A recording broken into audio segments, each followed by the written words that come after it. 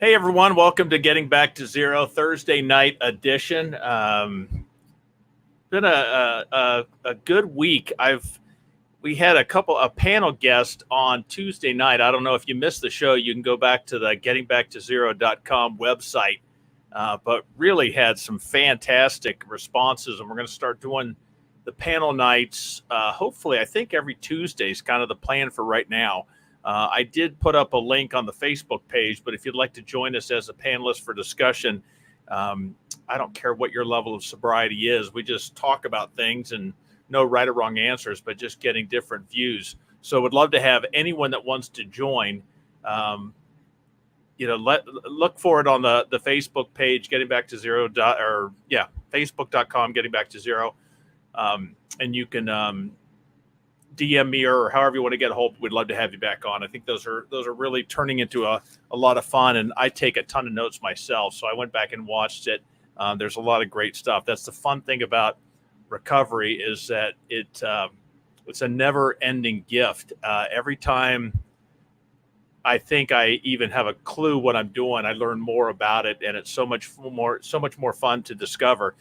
The other thing I wanted to say, I'm not sure if you all saw it on my Facebook page, but we have a boat and we like to cruise the river. And I was down changing out some electrical stuff, and I opened up an electric panel and found a dated from 2019 a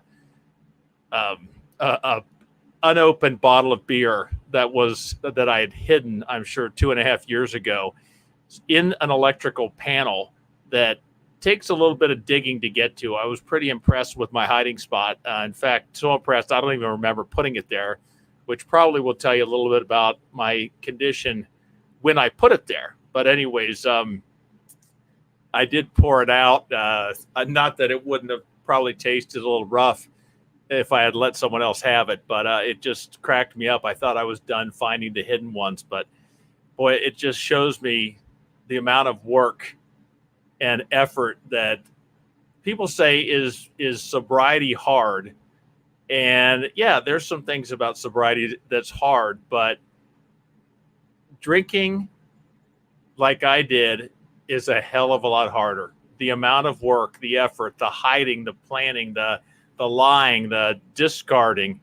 I'm sure how many of you know the sound that an empty dumpster makes when you throw bottles or cans into it at 5 a.m. When there's nothing else in it. Those things echo, and I've heard a lot of people say the same thing. So it was kind of I didn't know what that thing was, and I started looking in there, and there it was, an old Mick Ultra tucked away that I had hidden years ago. So anyways, little laugh, something to crack up about now. It's not funny at the time, but I can look back. So anyways, got a guest tonight that I'm going to bring on.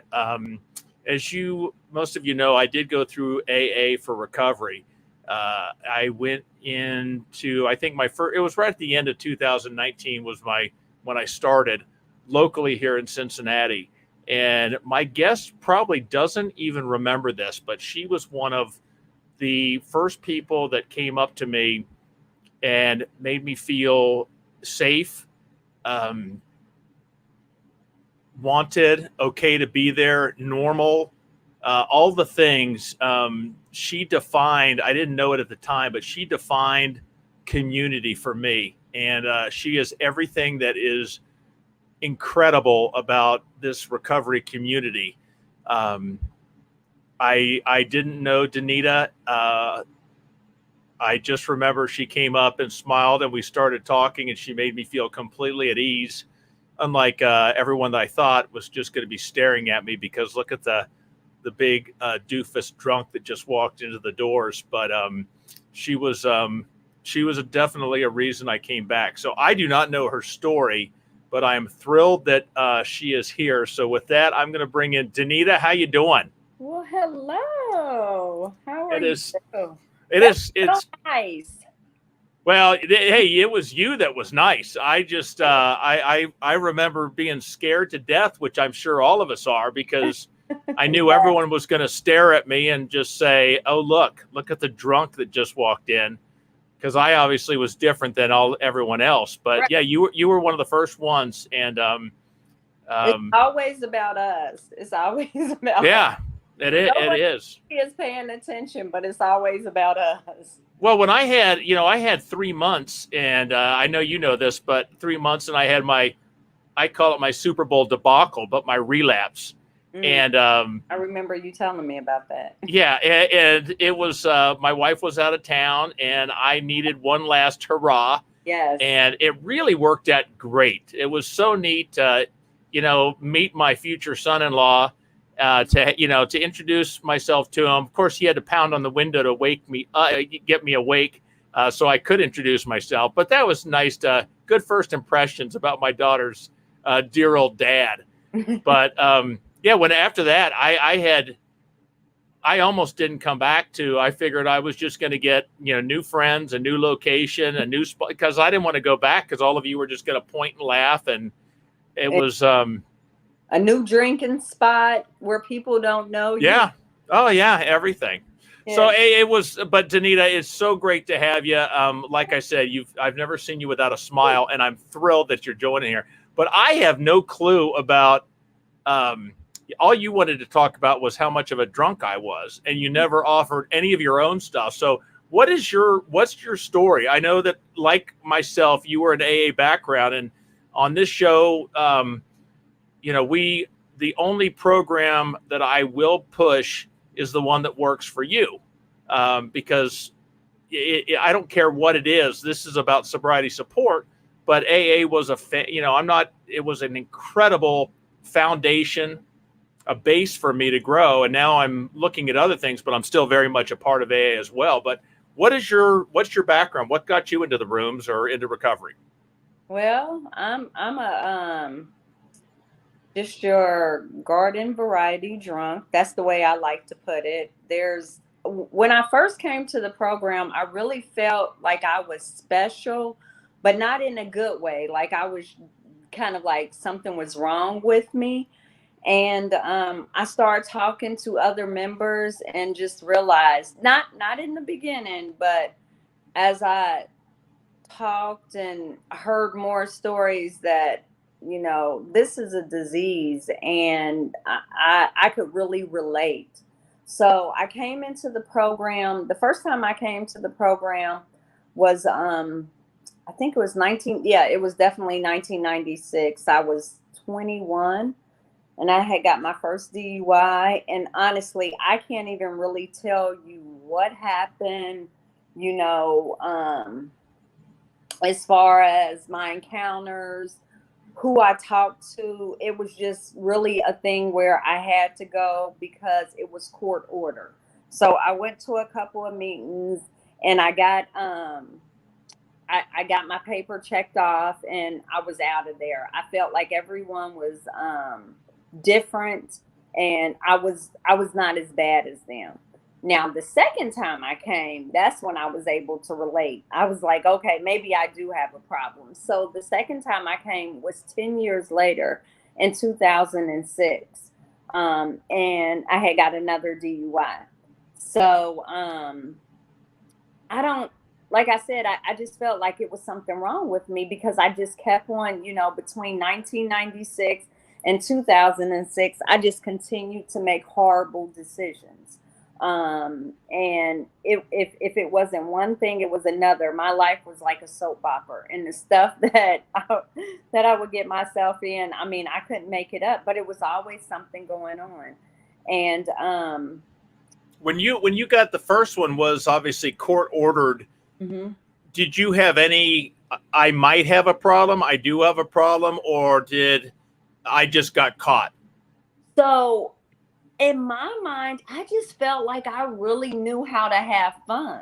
Like, oh, like this isn't a big deal. Yeah, like basically I got caught. I remember being in a car with somebody, and I blamed it on the other person. Like, if they weren't doing this or doing that, I wouldn't have got caught. But really, I was just having fun. And back in 1996, I don't think that it was as, the consequence wasn't as bad as probably today, or when I got one later on. So I just kind of, everyone in my family growing up, my father, he's an alcoholic. Everybody in my family, when you think about fun, I just always think about liquor, you know, marijuana. Like, you know, this is how you party. This is how you have a good time. So, I didn't, I didn't know. I didn't know. I think I was just like, oh, I'm just having fun. Why can't I'm jumping way ahead but I got to ask this question just because it popped into my head. Why do we have to have those things to have fun? Because I sure needed them to have fun. Why couldn't we just have fun without getting stoned or without getting drunk? Well, for me, it really gave me courage because I just didn't. I always felt different. I always felt different. So I remember the first time that I really, you know, I probably had a taste of alcohol before I was 15, but when I turned 15, and I remember going out with some friends, and I really did it up. I just felt like, okay, I have arrived. I can talk, I can socialize, I can be fun. So that's the reason why I needed it. That, you know, because and I was thinking everybody else was getting that feeling. And when I would meet people that didn't drink like me, I thought that they were lame. I was like, oh, they don't know how to, you know. Lame. I love that. I Yeah, thought they were lame. I was like, you know, they only want to drink 1 and 2 beers. What? Yeah. I'm going to drink a whole case of beer and I'm going to go around the party and see who has left stuff in the containers, you know. So for me, that was the reason why I I was thinking that I needed to have alcohol, you know, alcohol and marijuana, you know, it was just a good time. And now that I don't drink, I realize that I have just as much fun. And people that don't that are not alcoholic, they only want to drink a couple of drinks and they're done. Mm-hmm. You know. My They're wife. I'm sorry, what'd you say? My wife. She's one of them. Yeah, and that's all. And it's crazy. I mean, still today when I see people do that, I mean, it doesn't bother me, but when I see someone do that, I'm just like, wow. Or they'll get something to drink and they don't drink it all. And they'll pay like $14 for a drink. And I'm like, you're not gonna drink it, you know? But I know what it does for me. And it just shows me that I'm an alcoholic because it absolutely does not bother that person, sitting there nursing a beer or they get a cocktail. So What were the I guess between the first DUI and the second, what were you getting other signals? I mean, were you getting closer yourself, and was the DUI just the icing on the cake that just said okay, or were you not ready until you got the DUI? Were you seeing other stuff? Were you hearing it from people telling you? So let's back up a little bit. It was actually the third DUI. Oops, and my bad. yeah. So listen, I said it was in between. I said I got one in 2006, and then I got one in 2000. I mean, I got one in 1996, then I got one in 2006. This is good stuff. I got the one at 11. No, I got a DUI in 1996 at 1 o'clock in the morning. And then later that day, I got another DUI in 1996. So I actually got 2 DUIs in one day.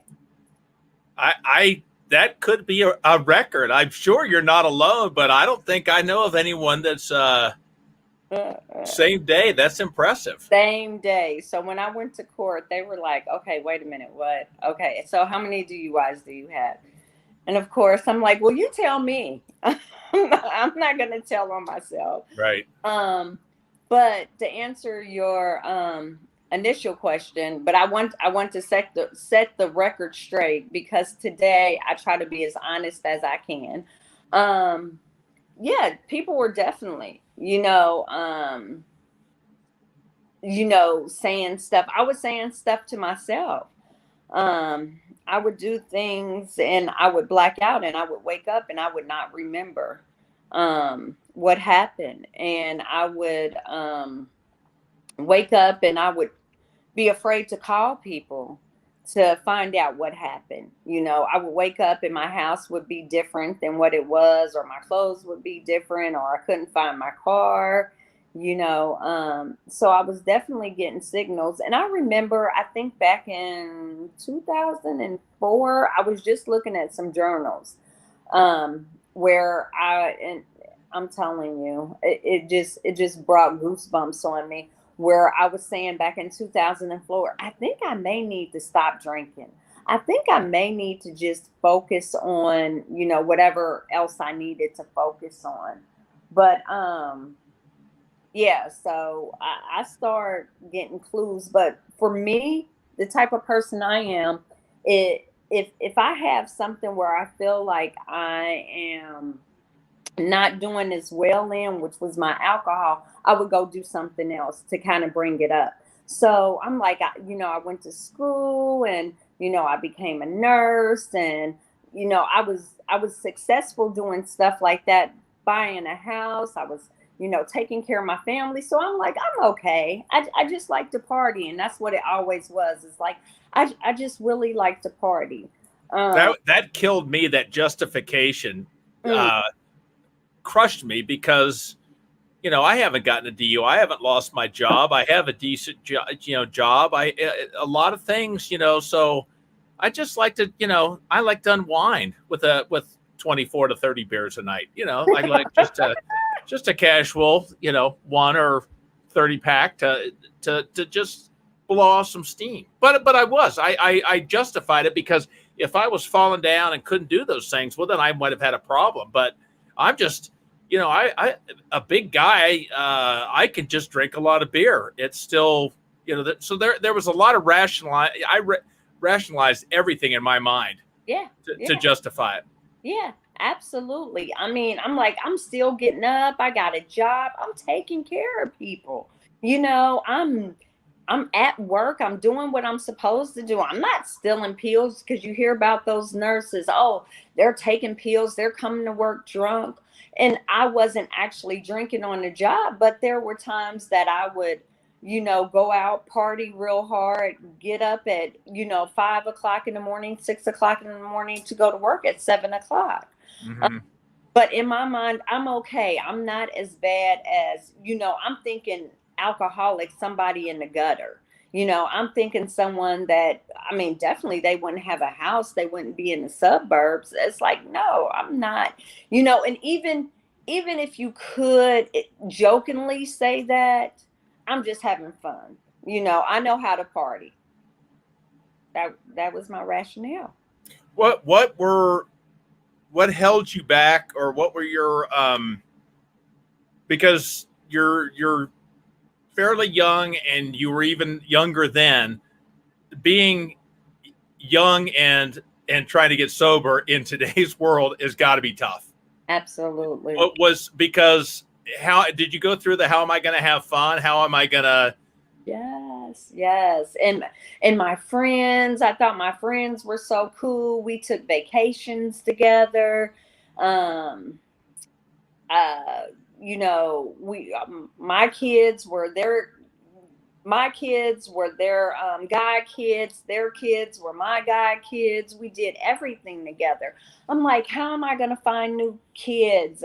I mean, friends. mm-hmm. Um and I'm thinking like, and how will they find new friends, because I'm the best person they probably could get, even though Oh, that goes without saying. right, exactly. So I'm like, I can't do this to my friends.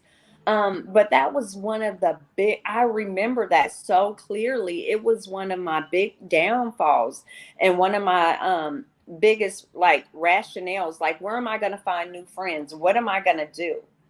Who will how will I be able to relate to people? So that kept me out. I remember one evening, I can't remember where I was coming from, but I had my son with me, and he was pretty young at the time. And I just remember I was in a blackout and I came to, and he was in the back of the car. And I remember him saying, Mommy, saying something, you know how kids are, Mommy, please slow down. And I came out of that blackout and I was like, oh my God. And I was literally driving and I was like bouncing up and down in the car. And when I did that, I went into the house. I took him into the house. When I got into the house, I was just so overwhelmed and I couldn't believe that I did that. The next day, um, and I may be crossing stories. I think I am crossing stories, but the the next day, I can't remember if he was in the car with me. I'm sorry, but that did happen where he was just so upset. He's like, "Mommy, slow down." But there was another time. My neighbor came and knocked on my door, and he said, "What happened to your car?" And I'm like, "What are you talking about?" He was like, "Your car is totaled." And I'm thinking, as soon as he says it, like, "Oh my God, what did I do?" And by this point, I'm so used to, lying to people about my drinking and covering stuff up. I go right into that mode. I was like, "Oh, I just ran over a pothole." He was like, "No, it looks like you ran into a house. What happened to your car?" Of course, I'm playing it off. I'm not, whatever. I ran into a pothole. So, I kind of like like push him out and close the door. I am so scared at that point. I run to my couch. I throw the cover over my head and I'm looking at the news to see, was there a hit and run? I was like, they're going to come and get me. I probably killed somebody. And I'm scared to death. Probably about 2 hours later, I go out to my car. And like you said, it looks like I ran into a car or something. Mhm. And to this day, I still don't know what it was. At that point, I think I stopped drinking for about 7 months by myself. I was like, I got to, and that's where it talks about in the book about willpower. Like we may have had self reliance in other matters, but when it comes to alcohol, self self reliance does me no good. I need a fellowship. I was white knuckling it, and I was miserable that whole 7 months. But I was so afraid. I was scared to death for the first couple of days, and then my nerves started relaxing because I'm like, they would have found me by now. So I probably just hit, like a tree or something. Um, so, uh, Why is community, and why is that important? Because if you look at AA or you look at other programs, there's some steps. And I'm not talking about the 12 steps. There's instructions on how to not drink. mhm. Why can't we just follow instructions by ourselves? Because community. I just want to hear what your thoughts on why is community a vital part of this thing? Why Yeah, couldn't you have done it by yourself? yeah, I know. And like I said, my willpower, my self-reliance really has showed up and showed out in the past for different things. But because this is a disease of the brain, of the mind, and it's centered in our mind, it's the way we think. For me, the alcohol was just a symptom of my actual disease, if that makes sense. Um, for me, I have to have the community, or I have to have the program, because it actually reminds me, like today I was in a meeting and I was talking to somebody. We were having a discussion. It was a discussion meeting. And they reminded me of something that I had been going through for years and I had completely forgot.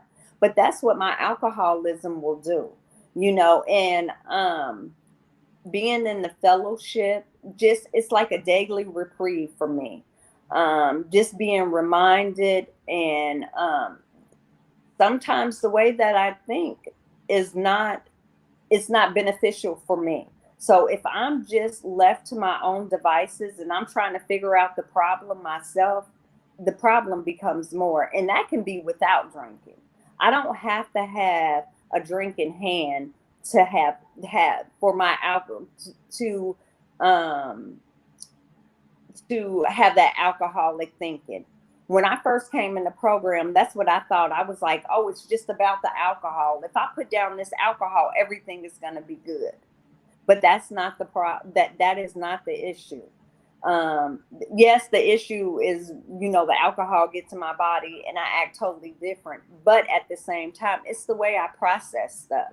So I have to have this program. I have to have a sponsor to run stuff by. um, I have to be able to do the steps, not just one time. I do fourth steps.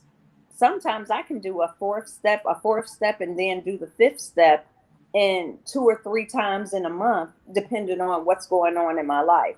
And if I'm by myself, I'm not going to be able to do that correctly. I can't just come, because there's no cure for alcoholism. We don't just, okay, I've stopped drinking, my alcohol. I'm not an alcoholic no more. I am going to be an alcoholic until the day I die. My alcoholism is in remission. That's the way I look at it. So the doing this with someone else, it's interesting you brought that up because, and I know you're going to laugh at me as you always do, but I started yoga about a week and a half ago, and I do it live. And now it's virtual, so I'm looking on the screen, but I do it live. Well, you can watch pre-recorded ones, and I'll get up at crazy hours so that I can do it live, and people will want to just do the recorded one, do it whenever you want. And even though it's the same program, if I know it's recorded, I'm much more apt to cheat. And if it's live, even though they're not in the room, I won't quit. I'll keep working hard, or work harder than I would if it was pre-recorded. I wouldn't have a problem just resting and stopping and no one's looking or whatever. But the fact that it's live, even though I could still get away with it, turn my camera away, I won't do it. And I think that might be when I'm doing recovery out of a book alone. I can cheat. I can sidestep stuff. I can ignore. I can be less disciplined. But if I'm talking with someone else going through it, I'm much more apt to to stay diligent with with the program and work it like it should be worked. So I think there's a huge benefit to that. Yeah. Yeah, it definitely, I'm telling you, ego and pride, that's what it sounds like to me. And, I can do this better, and it, I have met so many interesting people in this program, and I feel like a lot of them are competitive, and it can be good or bad. You can look at that on both sides, but if it's keeping you sober, that's all that matters. Is there one do you see that's more of a benefit than the other? If someone's competitive versus not, that they have a. I like competitive people. I'm pretty competitive myself, because I know sometimes I was listening to a Zoom meeting, and there was a lady. No, I was actually listening to a one of the CDs. I don't know if you noticed, but at Tri-County they got a lot of CDs of like old timers, and there was a lady that was talking about her sponsor and how her sponsor had got a new sponsee, and she was like trying to outdo her.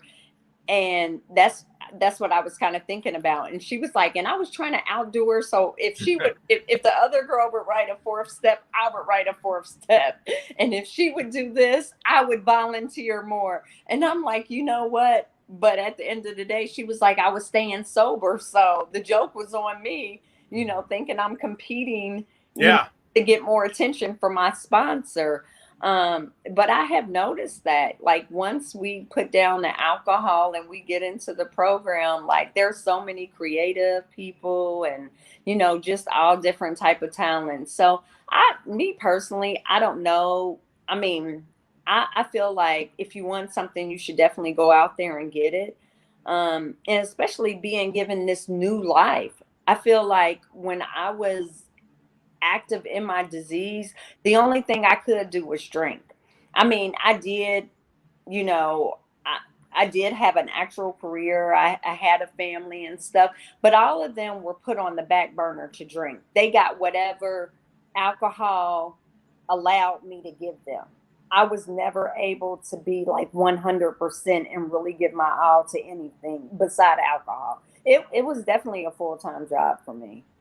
It was like I'm looking for a 401k. Where's my 401k from alcoholism? Hey, I put the Anheuser-Busch kids through college. I'm still wondering where I should be getting Christmas cards or something from that family. Exactly. I was somebody's auntie, something. So, What yeah. how many? And we've all had the Monday. I'm going to start, and Monday at 3:00, I'm already trying to figure out where I'm going to get beer. But how many legit attempts did you make before this? I guess what you got about how many years sobriety do you have now? 13 years. Okay, so before this last one, how many attempts did you make? I mean, roughly. I mean, you know what? I'm telling you, those blackouts really had. If you would ask me, I would say probably about 5 or 6, but I know it was so many more than that. I think that I just blacked out so much, I just didn't even realize. Well, why did those attempts, however many it is, why did they fail versus this last time? What did you do? What are you do? What did you do different? What are you doing different versus the times before that didn't stick? I just feel like I hadn't hit my low. I still felt like I still had some points on the scoreboard. I was still trying to run the show. Um and I just thought, even really towards the end, I was like, okay, yeah, you got a problem. You got a problem and you need to do something. And once I lowered my bottom for that, I just kept on going. And then I started thinking, like, okay, yeah, I got a problem, but I'm not as bad as this person or that person. It could be so much worse. And then finally, I just had all zeros, everything. And I guess I just hit my bottom. And then when I came into the program, I guess I feel like what keeps me sober is my spiritual connection with my higher power. Did you have that before you came into the recovery? No, no. Mm-mm. Did you because there's very I did. I've always been a Christian man. I'm not going to deny, that's so I didn't utilize my higher power or God like I do now, but I didn't have the struggle making that transition. Did you have, because I hear so many people that as soon as they hear the G word, it's like, I'm out of here. Right. This cult that's going to have, but did you struggle with that when you first came in? So when I came in, I definitely did. I definitely believed in God. I just didn't think He believed in me. So the way I was looking at the situation is, oh yes, I know there's a God, and He's busy dealing with all the people that got common sense, and He'll deal with me once I get, once I die, I get to the pearly gates, whatever it may be. Um, I never knew that I could go to God and I could turn my will over to Him. I just did not have those thoughts in my head, not at all. I'm like, He's there, I'm here. Like we're not even on the same street. So when people start telling me about a higher power, I never went back and forth because I'm like, yeah, okay, not a problem at all. I know there's a God. But even then, I didn't think that, he was concerned. Like he was worrying about what I was doing. So with that being said, it wasn't an issue, but it wasn't like I was, I wasn't even really thinking about them. So what ended up happening is that probably unconsciously, I was using the people of AA in the group as my higher power. And then as I got more into the program, that's when I made that like spiritual connection. And it probably was always there. I just didn't know.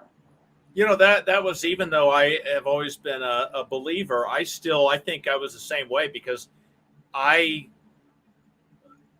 a power higher than me, when I was in the rooms with you, when I was in the meeting with you, I wasn't drinking. Mm-hmm. And when I was by myself, I didn't have the, I didn't, I, it was a roll of the dice. But when I was with you for that hour or whatever, I wasn't drinking. So technically you were a higher power, because I with you, I have a better chance of not drinking than by myself. And I so I thought the same thing. Recovery, the rooms, other alcoholics that are struggling, that's a higher power than me alone. So there's my higher power. Yeah. But what was the biggest hurdle that you had to overcome, or that you had to say, you know what, I don't agree with this, I don't like this, but I got nothing else I got nothing else, so I'll give it a shot. Did you have any major hurdles to get fully entrenched into recovery? Because I think for me, it was I'm not going to be fun. I'm not going to have fun. I'm not going to be fun. If I do this, I'm accepting a ticket to Boredomville.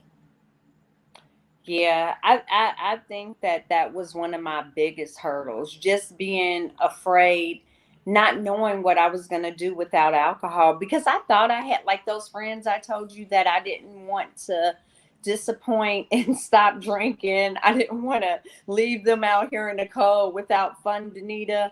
I was really never a friend to anyone.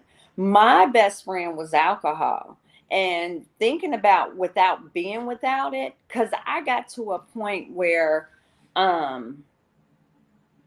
it was everything. Everything was built around alcohol. If I was going to my son's game, I had to know when I was going to be able to drink, how long the game was going to be. If the game was going to be even a little bit longer than that, I was going to be frustrated, upset. Overtime just ticked me off. Yeah, everything was about me and my buddy alcohol. It was not, so it was just giving up the alcohol because I really thought that it gave me,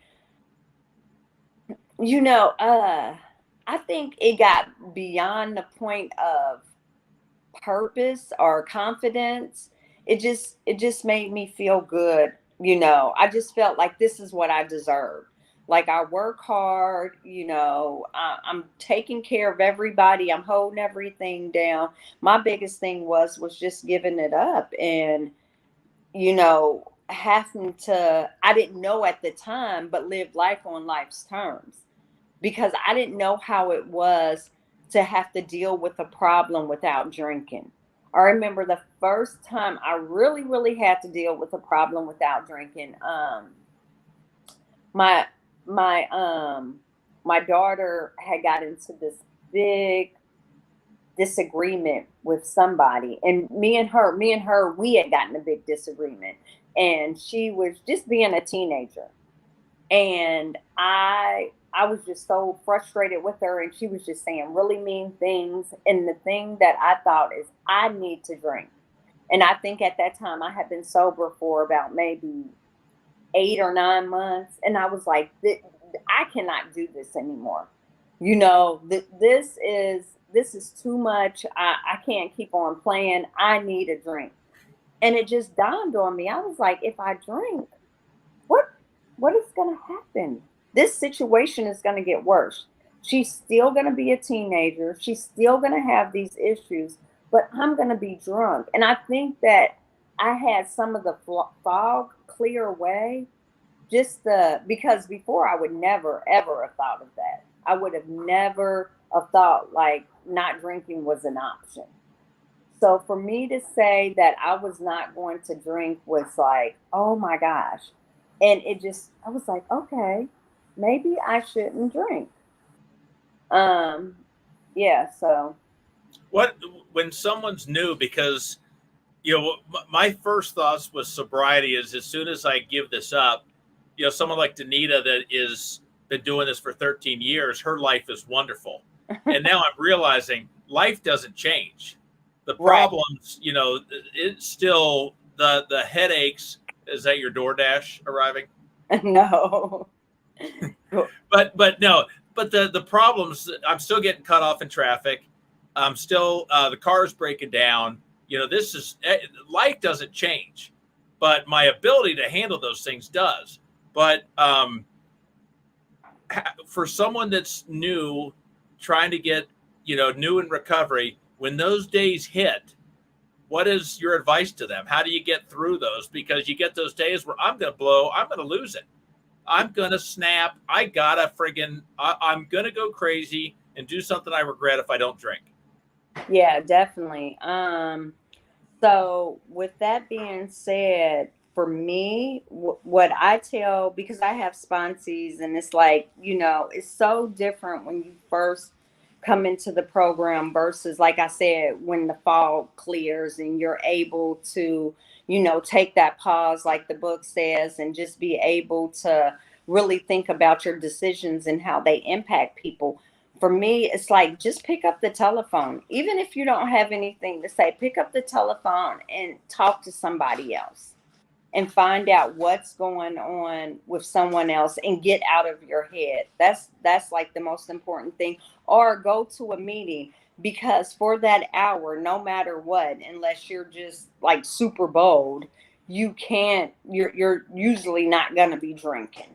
And that helps. That really helped me in the beginning for to clear that fog. I, Um, I I always looked at my list of what are things that are, when I'm talking with you, it's harder. I might be able to still do it, but it's harder for me to drink when I'm talking to you. It's uh, harder for me to drink when I'm uh, at a meeting. It's harder for me to drink when I'm at the gym working out. It's harder for me to drink. So find the things that make it harder for me to drink. Those are the things I want to do. It's going to the basement by myself at home is not a good place for me to go, because that's an easy place for me to drink. right, I've done that well. So it's not that you can, I'm not going to go lock myself in a jail where it's physically impossible, but do the right, things at least that make it less likely, or I have a harder time drinking, and at least I have a better chance there. right. Yeah. What Um, was the, go ahead. no, go ahead. I'm sorry. I was going to say, what was the biggest, I guess, surprise, or hey, that wasn't as bad as I thought, that you found in recovery, or that you see maybe with your sponsees in recovery? What's the one you hear the most? Oh, I'm telling you. Give us some good news, essentially. I, I am telling you, life is just so much better. And I did not see that coming. When I first came into the program, what I was thinking was is that I was going to stop getting in trouble. I was going to be able to show up. I was going to be able to keep my word. But I really knew, because I knew everything. I just really knew that my life was just going to be very lukewarm. But that was the price that I was willing to pay so I could, take care of my family and stop getting in trouble. I was like, okay, it's a sacrifice. But what ended up happening, which I was so totally surprised, is that I was having fun, that I was able, and I started learning stuff about myself. And what I really realized, like I said before, drinking is a full-time job.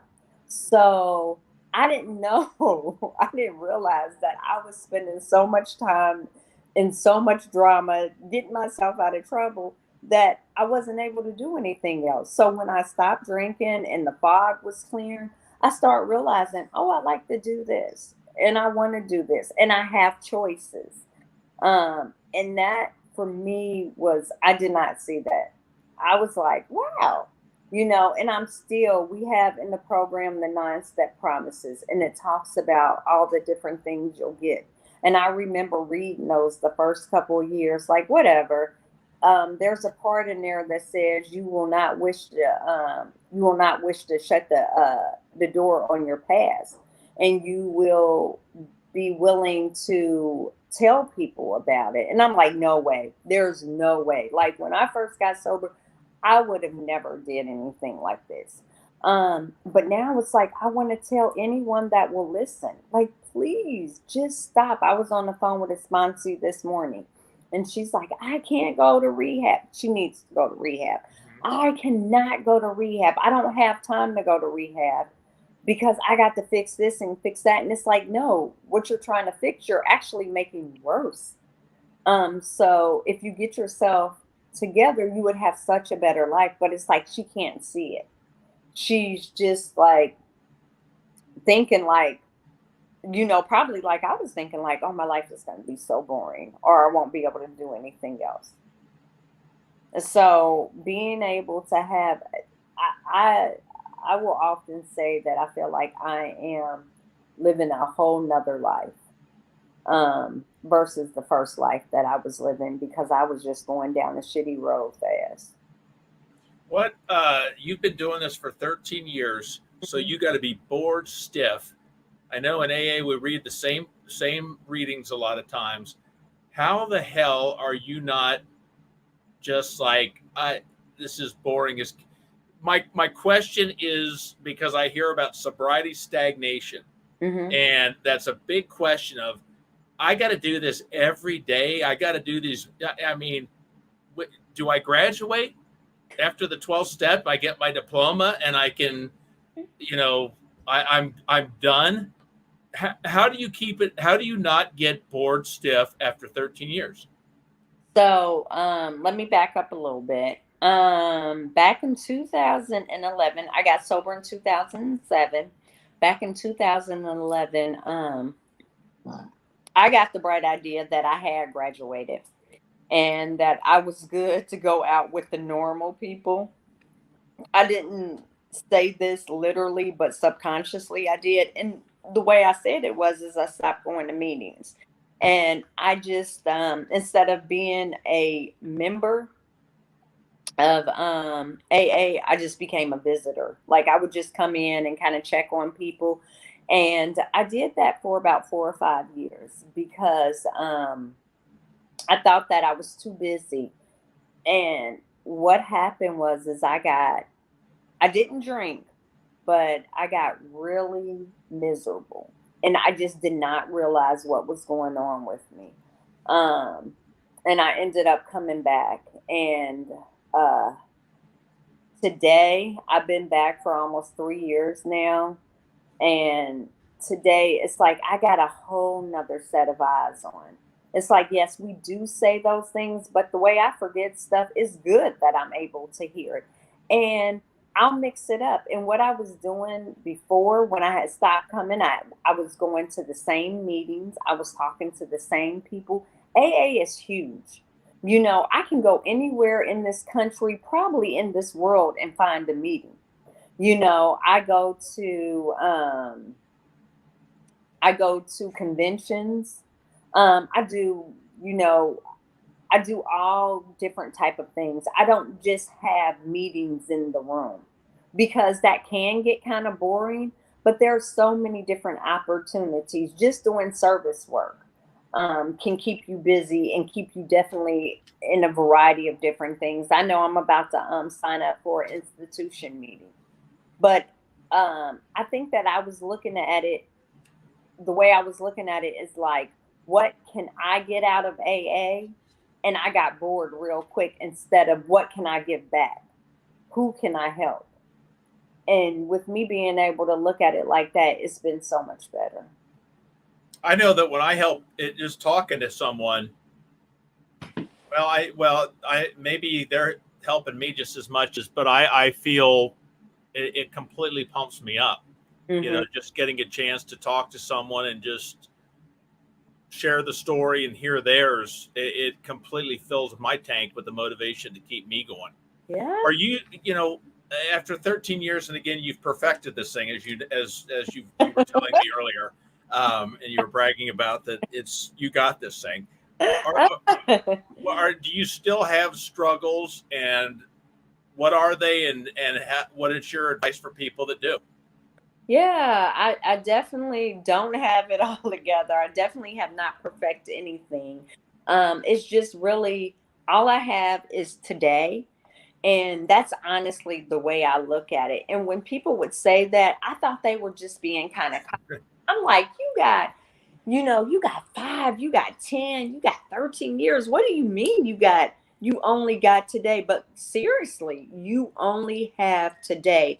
And I think the further you get away from a drink, the closer you get to a drink because you start forgetting. Like today, I was in a meeting and I heard somebody say something, and I was like, wow, I forgot I had a breathalyzer. I literally forgot I had a breathalyzer until he mentioned it. So it's like I need those reminders, but life will get so good. And the only problem you'll have is just learning how to deal with a life that's getting better. So it's like I have struggles. I will, you know, uh, some, I'm sorry, I got tongue tied. Because it's like so many thoughts rush into my head, like, oh boy, I have problems. But the thing is that I don't have to take a drink. And that's the amazing part. My life has not changed so much. It's me that has changed and my perspective. So I still have problems. I still have children. I still have bills, but it's the way that I look at them versus when I was drinking is when I first came into the program, I thought everything was going to be perfect. I don't know if I thought that there was an AA fairy that was going to come and like dump money in my house or just solve all my problems. I still have to work through those problems. And that's the reason why I do fourth and fifth steps. That's the reason why I have to read at night and in the morning. I read pages 86, the part where it says at the end of the day, when we retire, we think about what we did throughout the day. Where were we unfair? Where were we dishonest? I have to do that type stuff. And in the morning I get up and I read on awakening. I ask God, to help me throughout my day and pause because stuff is going to happen. Just because I stopped drinking, that doesn't mean that I have answers. I still make foolish decisions. Stuff still happens. But what I can really take solace in is that I do not have to take a drink. And as long as I don't do that, I can I can work at it. I may not be able to work it out all in one day, but I still have an opportunity to try to make it better. Versus when I was drinking, it could be anything. I'm going to make it like 10 times worse. And then add more problems onto it. I was talking to somebody today, and I was talking about yesterday, and we were talking about the fees for a DUI. I know back when I got a DUI, it was like 15,000. So I can only imagine how much it is now. Just like the court costs, going, getting a lawyer, paying for the different courses you have to take. So all of that stuff just adds up. The one that drove me nuts was people said, what are you grateful for? Gratitude lists. Mm-hmm. And one the other day that I just watching TV, and nothing gets me more riled than stupid commercials. Commercials drive me nuts. Or on the radio when something's good, and then they cut to commercials again. But then I thought, this is a good little practice because those commercials, the people that are putting those commercials out, they're paying for the show to be aired.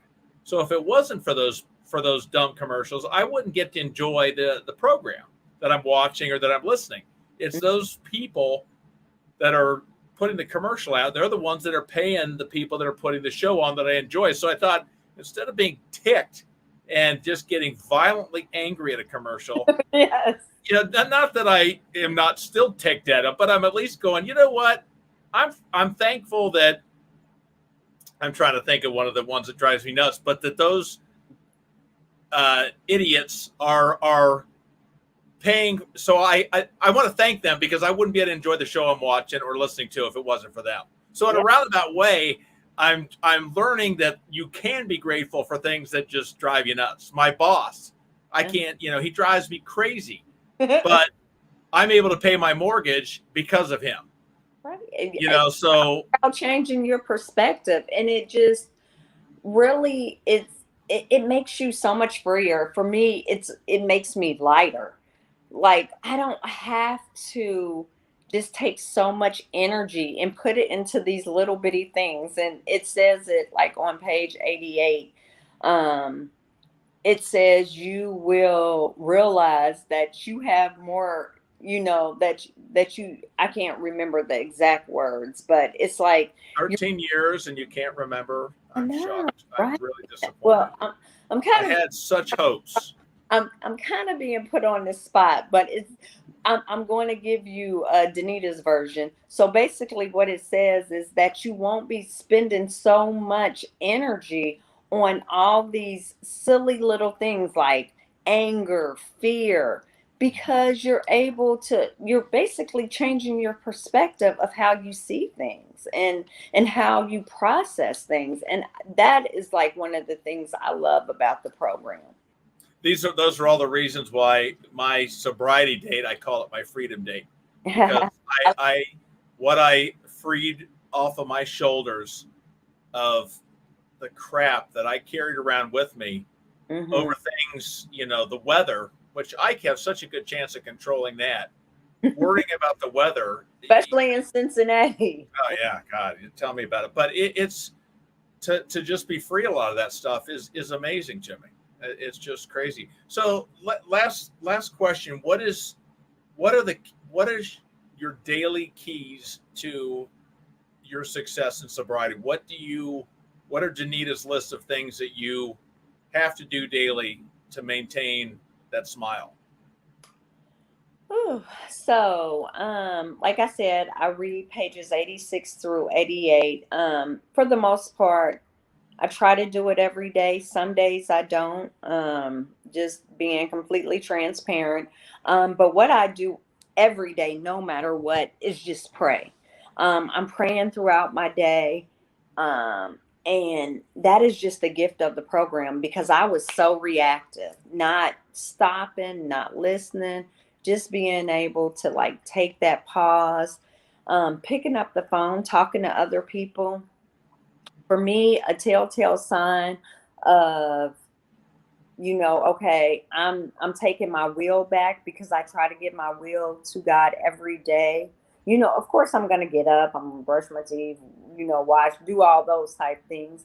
But when I'm in a situation and I really don't know what to do, and I'm pushing too hard and I'm trying to exert my will into it, I start getting irritated. And that's like a telltale sign for me, like, okay, I need to go to a meeting. I try to go to a meeting every day.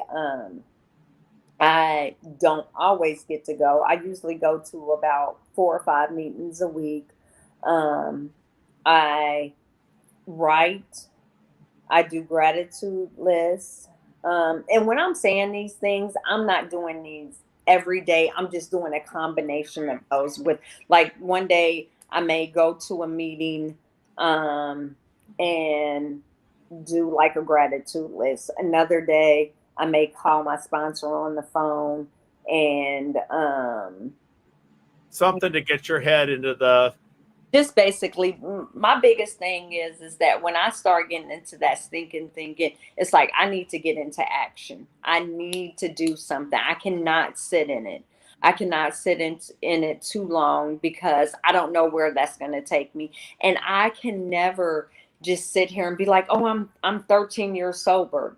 I am out of, I'm out of the rough spot. Like I said, the longer I'm sober, the further I'm away from a drink, the closer I am to a drink. That's the way I look at it. So I don't ever want to be too uncomfortable as far as like having resentments or trying to be up in my head too long, because I don't know where it's going to take me, and I'm not willing to risk this wonderful life I have an amazing life, and I don't want to go back into that dark hole. In that hole, the only thing that's down there is alcohol. That's like the only thing down there. Everything else is optional. Well, Denita, thanks so much for being here. You're amazing, and that smile did it for me. Thank you. It'll be a year ago or 2 years in November, but I had my little 3-month debacle, Super Bowl debacle. I remember you telling that story. At first, I thought you had told me it personally, but I remember you were sitting like over in the corner at Tri-County, and you were like, yeah. The corner of shame. But you know what? Sometimes we just need to have that. But look at you now. And I mean, it's like God gives us these stories so we can give to somebody else, pay it forward, and let them know, like, we can still clear up the wreckage of our past. Well, I needed that relapse that weekend. Was my wife and kids don't agree with me, but that was one of the best things that could have happened to me, just because I know what I did with it, and I needed the kick in the pants. I needed the realization that I needed to believe that, hey, this thing is freaking serious. It's gonna kill you if you don't get it under control. I had to realize this isn't a cute little game. I don't know that I was thinking that, but that this is out of my hands, and I better get a hold of this thing or I'm done. If you're a real alcoholic, you start thinking that, because you know that you don't drink like other people, and inside the situations you have found yourself in, and you're looking like, oh my God, I can't believe I got out of it. Mm-hmm. So we may see people that like have a drink here and there, and it's like, oh, it can't be that bad. But when you know the situations you've been in, and then what you said about your with your family, like, well, I don't understand why you had to go through that. That's what they will say. They don't understand until you've been sober for like 2, 3, 4. They'll see like, oh my gosh, okay, maybe that's what he needed, because all the other times he was not staying sober. But this last time, you've been able to stay sober almost 2 years, and now look at you. I'm so excited for you. I remember when you were first telling me about this show, I was like, what is he like, what is this? And like, what has it been? You've been doing this for about 7 or 8 months? Because you told me. I think so. It was maybe a little less, but it. And if you look around me, I'm not drinking right now.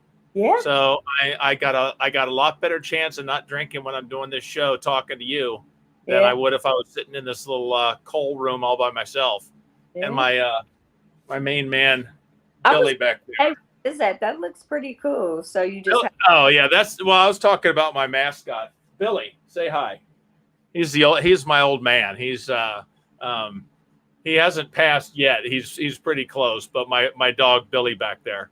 Oh wow. But yeah, this is it's like the TGI Fridays. This was everything that we had in the basement, and when we flooded a year or so ago, my wife said, get that crap out of the basement. So I had to throw everything in. So it's like the TGI Friday of junk everywhere. But anyways, well, hang on, Denita. Thanks so much. Incredible. And just, again, thanks for so much fun. A year ago, November, for being there. Yeah. Especially, I think, I know you were one of them. There was about 3 when I first had that relapse that you were one of the first ones that I kind of ventured out of saying, you're probably wondering where I've been the last week. And I got to tell you something. Right. But luckily you didn't bite my head off and made me feel right back where I was. So thrilled that I did it. But Yeah. hang in there. We will see you soon, everyone. Saturday morning. Got a guest from TLC that's going to be joining us, and thrilled to have her.